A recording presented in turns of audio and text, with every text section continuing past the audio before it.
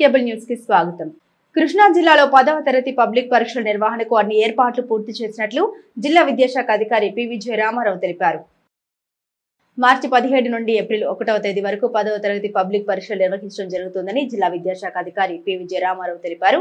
విద్యాశాఖ కార్యాలయంలో ఆయన మీడియా సమావేశం నిర్వహించి 10వ తరగతి పబ్లిక్ పరీక్షల నిర్వహణకు తీసుకుంటున్న చర్యల్ని వెల్లడించారు. ఈ సందర్భంగా ఆయన మాట్లాడుతూ జిల్లా వ్యాప్తంగా 145 పరీక్షా కేంద్రాల్లో ఉదయం 9:30 నుండి మధ్యాహ్నం 12:45 వరకు పరీక్షలు జరుగుతాయని, ఎలాంటి అసౌకర్యం కలగకుండా ఉండేందుకు విద్యార్థులు 8:30 వరకే పరీక్ష కేంద్రానికి చేరుకోవాలని సూచించారు. జిల్లా వ్యాప్తంగా 11,770 మంది బాలురు, 10,571 మంది బాలికలు కలిపి మొత్తం 22,341 మంది విద్యార్థులు పరీక్షకు హాజరవుతున్నారని తెలిపారు. పకడ్బందీ పరీక్షల నిర్వహణ నిమిత్తం అధికారులు నియమించామన్నారు. ఆయా తేదీల్లో నిర్వహించే పరీక్షల మధ్య ఒకరోజు సెలవు ఇవ్వడం ద్వారా విద్యార్థి తర్వాత రాసే పరీక్షకు సిద్ధమయ్యేందుకు సమయం ఉండాలనే ఉద్దేశంతో రాష్ట్ర ప్రభుత్వం ఈ విధంగా ప్రణాళిక రూపొందించిందని ఆయన వివరించారు. మార్చి 17వ తేదీన తెలుగు, 19న హిందీ, 21న ఆంగ్లం, 22న ఓరియంటల్ ఎగ్జామ్, 24న గణితం, 26న భౌతిక శాస్త్రం, 28న జీవశాస్త్రం, 29న వొకేషనల్ కోర్సు, 31 లేదా ఏప్రిల్ 1న సాంఘిక శాస్త్రం పరీక్షలు జరుగుతాయని తెలిపారు. ఈ పరీక్షలకు సమాంతరంగా 23 పరీక్షా కేంద్రాల్లో ఓపెన్ స్కూల్ పరీక్షలు కూడా జరుగుతాయని, మొత్తంగా 1087 మంది విద్యార్థులు హాజరవుతారని తెలిపారు. Ensuing SSC and OPSS examinations. So ఈ ఎగ్జామినేషన్స్ ఈ నెల 17వ తారీఖు దగ్గర నుంచి ఈ నెల 31వ తారీఖు వరకు జరుగుతాయి.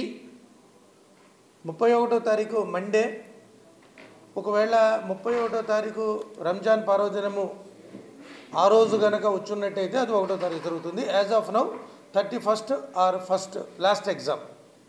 So this is the schedule of SSC examination.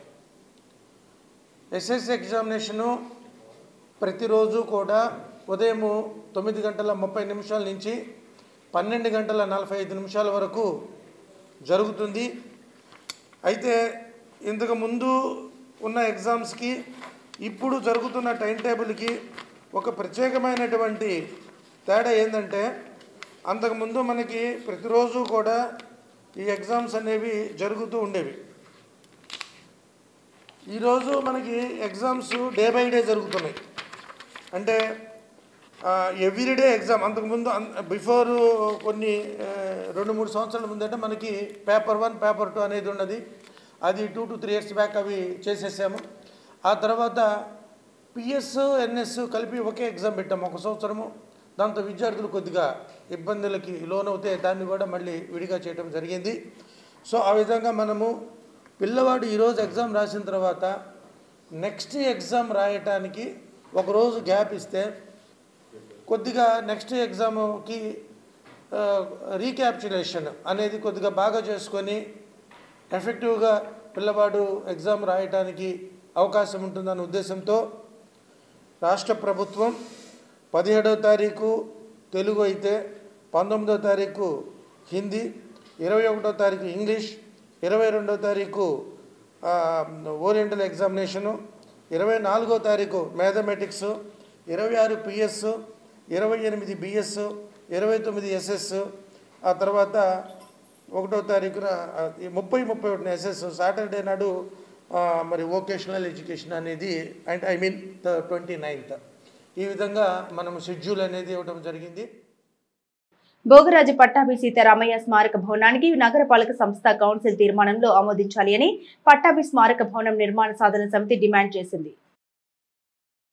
Bhogaraju Pattabhi Sitaramayya స్మారక భవనానికి నగరపాలక సంస్థ కౌన్సిల్ తీర్మానంలో ఆమోదించాలి అని పట్టాభి స్మారక భవన నిర్మాణ సాధన సమితి డిమాండ్ చేసింది. పట్టాభి స్మారక భవనాన్ని నిర్మించి తీర్థమని ప్రకటించిన మంత్రి కొల్లు రవీంద్రకు వారు కృతజ్ఞతలు తెలిపారు. వైసీపీ కార్యాలయం పక్కన పట్టాభి స్మారక భవన నిర్మాణానికి కేటాయించిన స్థలం వద్ద మున్సిపల్ కౌన్సిల్ ఎజెండాలో మున్సిపాలిటీలో అధికార వైసీపీ కార్పొరేటర్లు, నగర్ మేయర్ తీర్మానం చేసి పట్టాభి స్మారక భవన నిర్మాణానికి అనుమతులు ఇప్పించాలంటూ నినాదాలు చేస్తూ పట్టాభి స్మారక భవనాన్ని జరుగుతున్న అన్యాయాన్ని వివరించి కరపత్రాలు చూపుతూ పెద్ద ఎత్తున నిరసన తెలిపారు.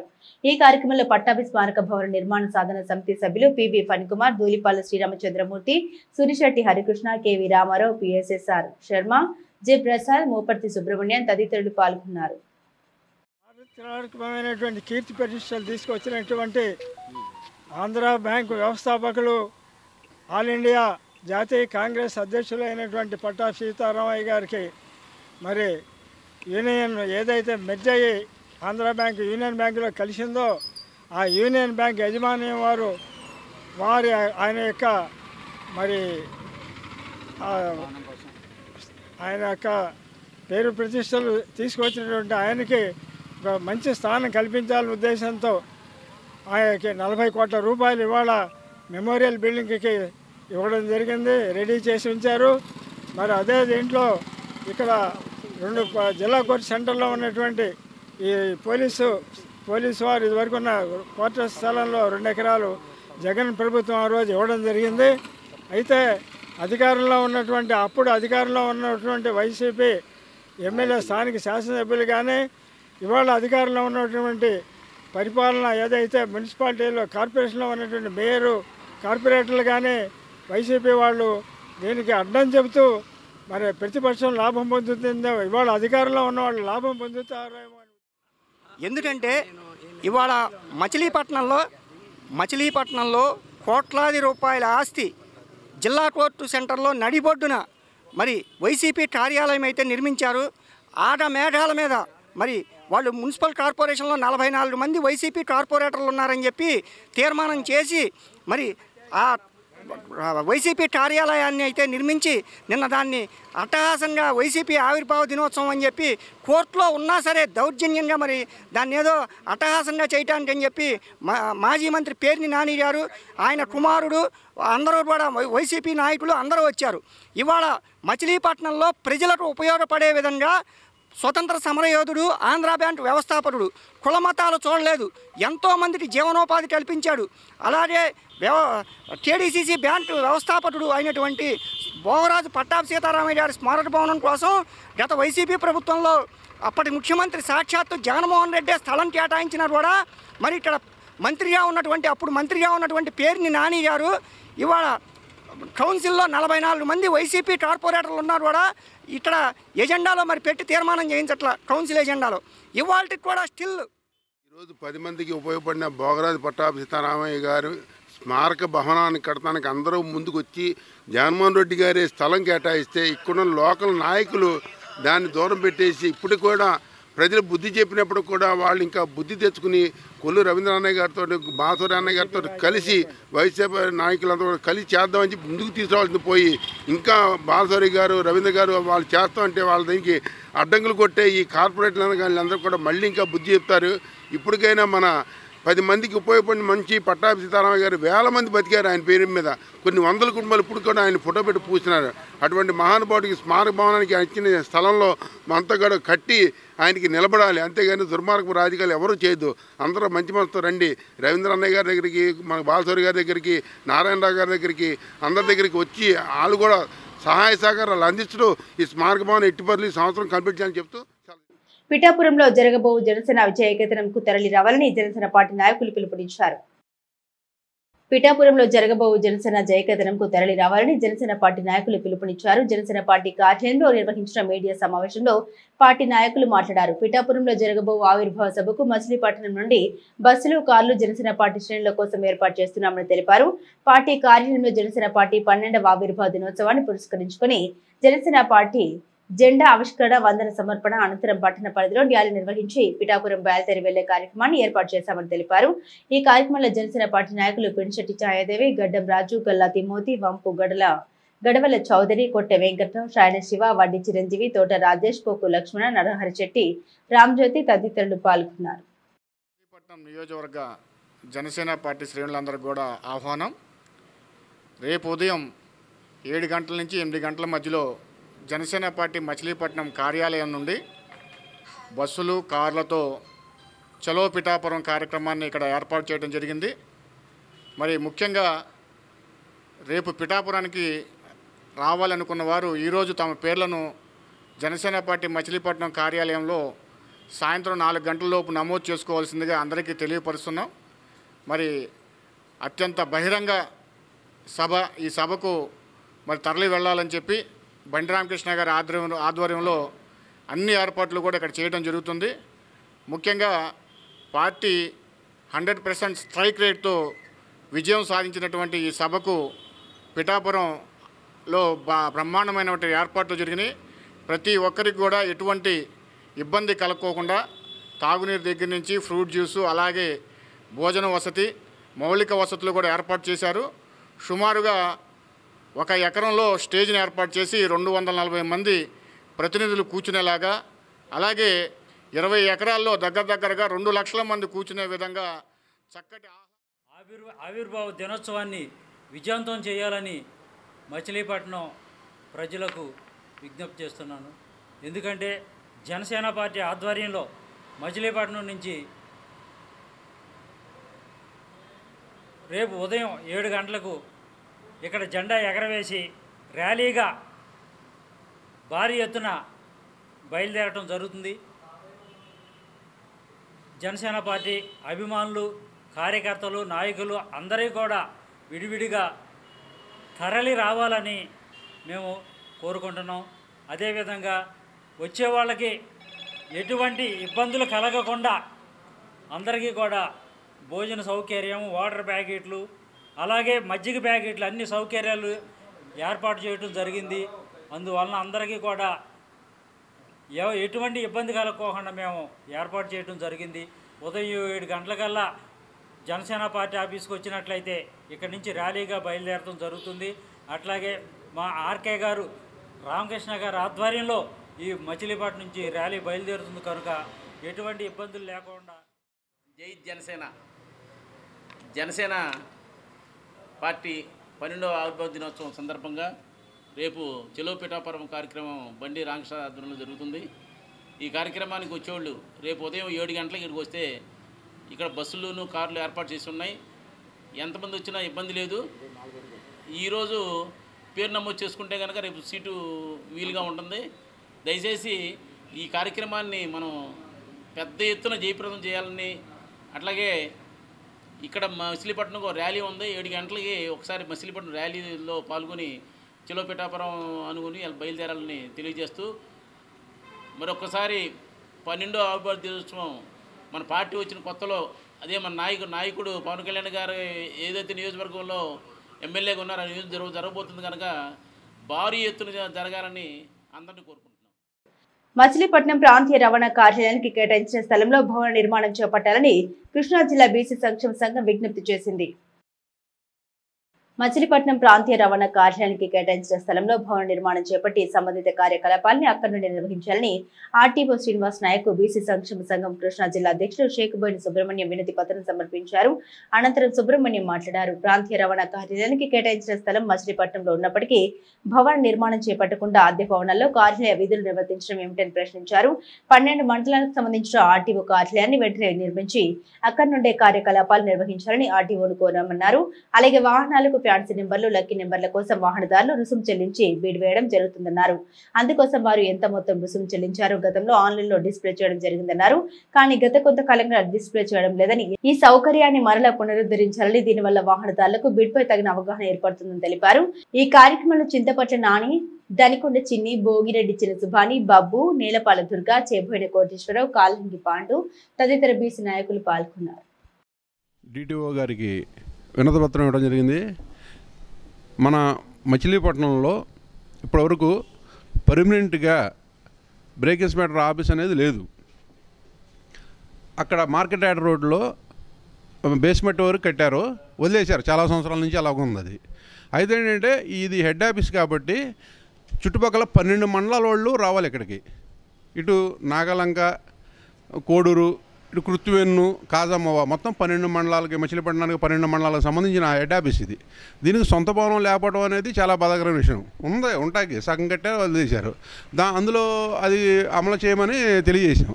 అలాగే మేము గవర్నమెంట్ కూడా రాసామండి. ఫండ్ కొంచెం ఇబ్బందిగా ఉండడం వల్ల కొంచెం లేట్ అయింది. తొందరలోనే అమలు అవుతుందని డిటిఓ గారు తెలియజేశారు. ఇంకో విషయం ఏంటంటే, మనం స్లాట్ బుక్ చేసుకుంటాం బళ్ళకి. ఫ్యాన్సీ నెంబర్లు కావాలంటే బండికి కానీ కారుకి కానీ ఫ్యాన్సీ నెంబర్లు కావాలంటే ఆన్లైన్లో స్లాట్ బుక్ చేసుకుంటే అది బెడ్ వేస్తాం. 10,000, 20,000, 50 లక్షల రకాలు ఉంటాయి. ఇప్పుడు 4, 20,000, 10,000 వేస్తే అంతకుముందు ఎవరికి వచ్చింది, ఎంత రేటుకు వచ్చింది అనేది కనపడేది ఆన్లైన్లో. ఇప్పుడు నేను 10,000 వేసాను, ఇంకోళ్ళు 20,000 వేసారు, ఇంకోళ్ళు 35,000 వేసారు. 35,000 అతనికి వచ్చింది అనేది కనపడేది. ఈ మధ్యకాలం నుంచి అది కనపడతలేదు. ఇది పెద్ద మాయ జరుగుతుందా లేకపోతే మరి ఏమన్నా ఇదో కుంభకోణమా ఏంటనే అర్థం అవట్లే. ఆఫీసర్ గారు తెలియజేసి వారేమన్నారంటే స్టేట్ మొత్తం ఆన్లైన్ కాబట్టి ఆ విషయం కూడా మేము కమిషనర్ గారు రాసి అది బెడ్ ఎవరికైతే ఆన్లైన్లో డబ్బులు వేసిన వాళ్ళు కనపడేట్టుగా కూడా అది అమలు చేస్తామని తెలియజేశారు. కృష్ణా జిల్లా బీసీ సంక్షేమ సంఘం అధ్యక్షులు సేగుబోయిన సుబ్రహ్మణ్యం గారి ఆధ్వర్యంలో డిటిఓ గారిని సంప్రదించడం జరిగింది. విషయం ఏమిటంటే ఈ ఆర్టీఓ ఆఫీస్కి పర్మనెంట్ భవనం లేదు. గవర్నమెంట్ వారిది సొంత స్థలం ఉన్న 15 సంవత్సరాల నుంచి నిర్లక్ష్యానికి గురవుతూనే ఉంది. ఈ మధ్యన మేము అంతకుముందు కూడా ఎన్నో అప్లికేషన్స్ పెట్టాము. ఈ మధ్యన మళ్ళీ కూటమి ప్రభుత్వం వచ్చిన తర్వాత మళ్ళీ ఆర్టీఓ గారిని సంప్రదించడం జరిమిల ఆర్టీఓ గారు ఎమ్మెల్యే గారిని కలిసి సార్ సగంలో ఉంది భవనం, దాన్ని పూర్తి చేయడానికి నిధులు కావాలని అడగటం జరిగిందంట. తొందరలోనే ఈ భవనాన్ని మంజూరు చేసి శాశ్వత భవనాన్ని మంజూరు చేస్తానని మా ఆర్టీఓ. మోపిదేవి మండలంలోని పెద్దప్రోలు గ్రామంలో శ్రీ అద్దంకి నాంచరమ్మ అమ్మవారి వార్షిక జాతర మహోత్సవానికి ఏర్పాట్లు పూర్తయ్యాయి. మోపిదేవి మండలంలోని పెద్దపోలు గ్రామంలో మార్చి 14వ తేదీ శుక్రవారం రోజున శ్రీ అద్దంకి నాంచరమ్మ అమ్మవారి వార్షిక జాతర మహోత్సవం నిర్వహించనున్నారు.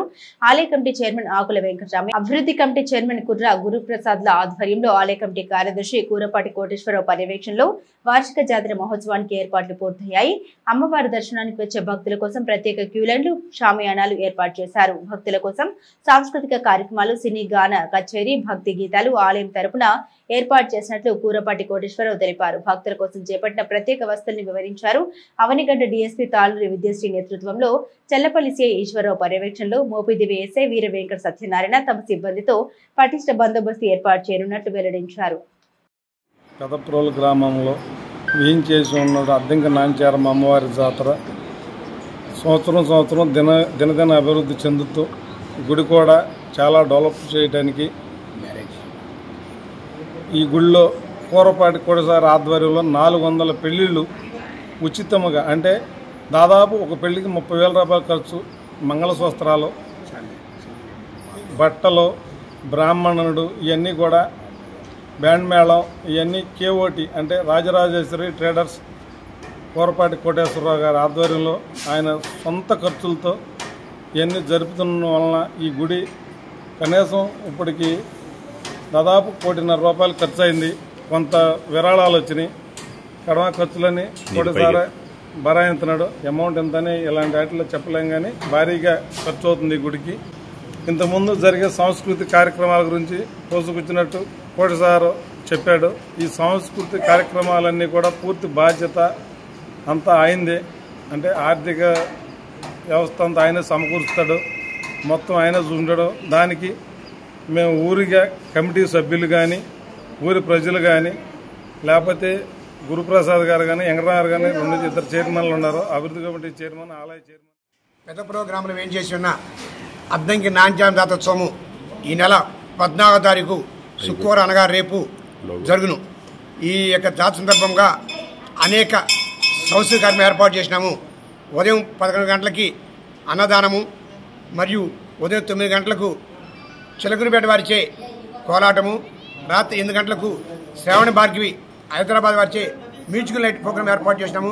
అది కాకుండా మహారాష్ట్ర వారిచే అఘోరా వేషాలు, మరియు ఆదిలాబాద్ వారిచే బతుకమ్మ డ్యాన్స్, మరియు ఈ బాలనాగమ్మ, చింతామణి, తర్వాత మ్యూజికల్ నైట్, మురళీ కోలాటాలు, మ్యాజిక్ షో, అనేక సంత కార్యక్రమము. అది కాకుండా తర్వాత మన జెడ్పీఐ హై స్కూల్ స్టేజ్ మీద కూడా అన్నమయ్య కీర్తనలు, భరతనాట్యము ఈ కార్యక్రమం చేసాము.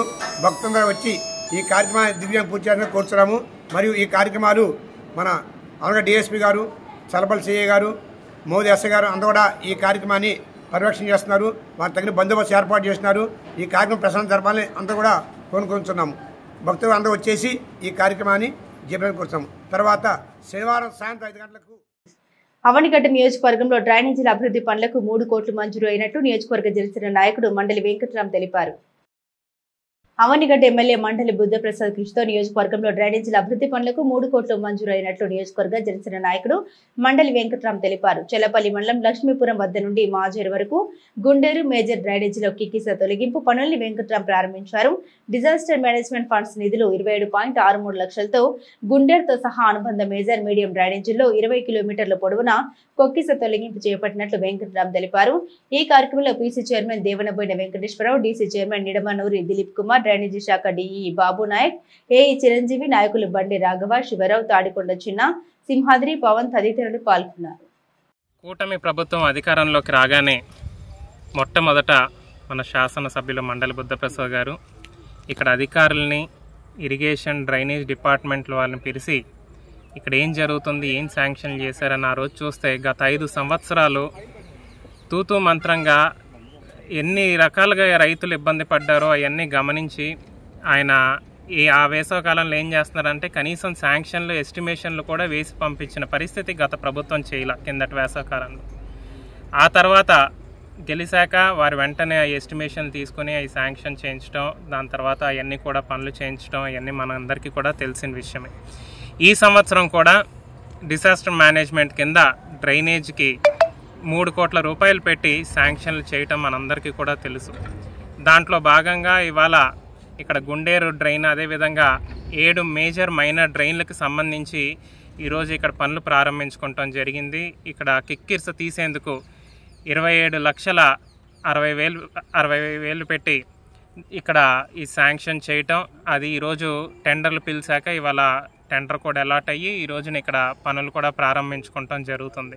ఇది 7 డ్రైన్లకి సంబంధించినటువంటి మేజర్ మైనర్ డ్రైన్లకు సంబంధించినటువంటి కిక్కిర్స తీసేందుకు ఈరోజు ఈ పనులు ఏర్పాటు చేయడం జరిగింది. అదేవిధంగా రత్నకోడు, అది కూడా 14 లక్షలు శాంక్షన్ అవటం, అది కూడా టెండర్లు పిలిచి అది కూడా పనులు ప్రారంభం. 7,60,000 పెట్టి వర్క్ స్టార్ట్ అవుతుంది. రత్నకోడు మీద కూడా ఇది కూడా టెండర్ ప్రాసెస్ అయిపోయింది, అది కూడా త్వరలో స్టార్ట్ చేస్తాం. తక్కిన వర్కులు కూడా 7 వర్కులు ఈ నెలలో టెండర్ ప్రాసెస్ అవుతుంది. నెక్స్ట్ మంత్లో అవి కూడా వర్కులు స్టార్ట్ చేస్తాం.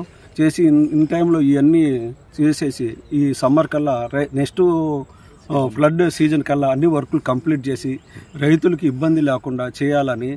ఇప్పుడు మాకు కూడా నీటి సంఘాలు వచ్చినాయి కాబట్టి వాళ్ళని మన ప్రాజెక్ట్ కమిటీ చైర్మన్ కూడా మన దగ్గర నుంచి వచ్చారు కాబట్టి వాళ్ళ అండదండలు, డీసీ ప్రెసిడెంట్లు అందరితో కలిసి మేము కూడా రైతులకు ఇబ్బంది లేకుండా ప్రతి విషయం వాళ్ళ దృష్టికి కూడా తీసుకెళ్ళి ప్రాబ్లం సాల్వ్ చేసుకుంటా అవైలబుల్గా ఉండి ఇబ్బంది లేకుండా చూస్తామండి. ఎమ్మెల్యే గారికి ఇప్పుడు మనం ఈ 3 కోట్లు ఇప్పుడు ఎక్కడ శాంక్షన్ కాలేదండి. ఎమ్మెల్యే గారి కృషి వల్లనే మన ఈ అవనిగడ్డ దగ్గరే ఇంత శాంక్షన్ అయిందండి. అది ఎమ్మెల్యే గారి ఇది ఆయన పనితనం, ఆయన ఇక్కడ రైతుల మీద కమిట్మెంట్ అలా ఉన్నాయండి. ఎమ్మెల్యే గారు పాపం ఆయన చాలా కృషి చేస్తున్నారు. మనం అవుట్ పాస్ సొల్యూషన్లు కూడా ట్రై చేయాలి. అదే రకంగా మా ఎమ్మెల్యే గారి బుద్ధప్రసాద్ గారికి గతంలో ఎన్ని ఇబ్బందులు గత గవర్నమెంట్లో ఎన్ని ఇబ్బందులు పడ్డామో, ధర్నాలు చేసాం, పొలాలు మునిగిపోయినాయో, నానా ఇబ్బందులు పడ్డాము. 5 ఏళ్ళు ఏ కోడు నిర్మాణం లేదు, కనీసం ఏ పని చేయలేదు. కనీసం ఈ కూటమి ప్రభుత్వం వచ్చినాక ఈ వెంటనే 47 లక్షల రూపాయలు శాంక్షన్ చేయటం, అదే రకంగా రత్నకోడి కానివ్వండి, గుండేరు కానివ్వండి, ఇంకా ఈ వివిధ వర్కులు మొన్న వరద టైంలో టెండర్ పిలవటం, ఆ టెండర్ పిలిచినాక ఇవన్నీ వాళ్ళ వర్కులు స్టార్ట్ చేయటం అనేది చాలా సంతోషకరంగా ఉంది. మాకు రైతులకి అందరికీ ఆనందకరంగా ఉంది. కనీసం ఇవాళ రైతులు ప్రతివాడు వచ్చి నువ్వు పీసీ అయ్యావు కదా, మాకందరికీ న్యాయం చేయమని అడుగుతుంటే నేను ఆయన దగ్గరికి వెళ్ళినప్పుడు చల్లగా చేద్దాం, కనీసం అదే రకంగా కరగట్టు మీద అవుట్ ఫాల్ హీల్స్ ఉంది, కనీసం అవుట్ ఫాల్ సువేస్ ఉంది, ఆ అవుట్ ఫాల్ ఉప్పు నీళ్ళు వచ్చేసి పొలాలు మునిగిపోవటం అట్లాంటివన్నీ మేము నిదానంగా ఇప్పుడే స్టార్ట్ అయ్యాం కాబట్టి అవకాశం ఉండే వరకు ప్రభుత్వం దృష్టికి తీసుకెళ్లి త్వరలోనే వాటినన్నింటినీ. కృష్ణా జిల్లా వెనుకబడిన తరగతుల సంక్షేమ శాఖ ఆధ్వర్యంలో కవయిత్రి ఆత్కూరి మొల్లమాంబ జయంతి ఘనంగా నిర్వహించారు. కవయిత్రి అత్కూరు మొల్లమాంబ జయంతిని జిల్లా కలెక్టర్ కార్యాలయ ప్రాంగణంలోని ప్రజా సమస్యల పరిష్కార వేదికలో ఘనంగా జరిపారు. ఈ సందర్భంగా జిల్లా రెవెన్యూ అధికారి కె చంద్రశేఖరరావు కవయిత్రి మొల్లమాంబ చిత్రపటానికి పూలమాల వేసి నివాళులర్పించారు. ఈ కార్యక్రమంలో జిల్లా వెనుకబడిన తరగతుల సంక్షేమం మరియు సాధికారత అధికారి జి రమేష్, కలెక్టరేట్ పరిపాలనాధికారి ఎండి షహతుల్లా, జిల్లాలోని కుమ్మరి శాలివాహన సంఘం సభ్యులు, నాయకులు, జిల్లా కార్యాలయ సిబ్బంది పాల్గొన్నారు. సిటీ కేబుల్ న్యూస్ సమాప్తం.